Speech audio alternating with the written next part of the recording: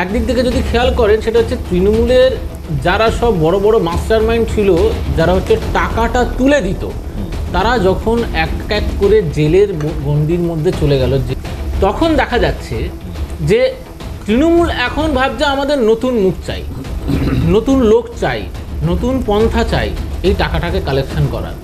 তারা এবারে কি করছে, এবারে একদিক থেকে পুরো ছাড় দিয়ে দিল যে যেখানে যেভাবে লুটপাট চুরি চামারি গুন্ডাগার্দি করতে চায় করতে দাও, তারা আমাদের কালেকশনটা বন্ধ হয়ে যাবে। এবং খুব পরিষ্কারভাবে বোঝা যাচ্ছে যে পুলিশ প্রশাসনকে বলা আছে যা ইচ্ছে করুক তোমরা কোনো অ্যাকশান নেবে না, না হলে আজকে সেই সন্দেশখালির ঘটনাটাকেই টেনে আনছি, সেখানে রীতিমতো একটার পর একটা আপনাদের ক্যামেরার সামনে রীতিমতো বলে গেছে যে আমরা যখন পুলিশের কাছে গেছি পুলিশ সেখানে কমপ্লেন নেয়নি। যে ব্যবসায়ীর ঘটনা একটু আগে দেখালেন সেই ব্যবসায়ী নিজেও বলেছে যে আমি গেছি, আমার কমপ্লেন নিতে চাইনি।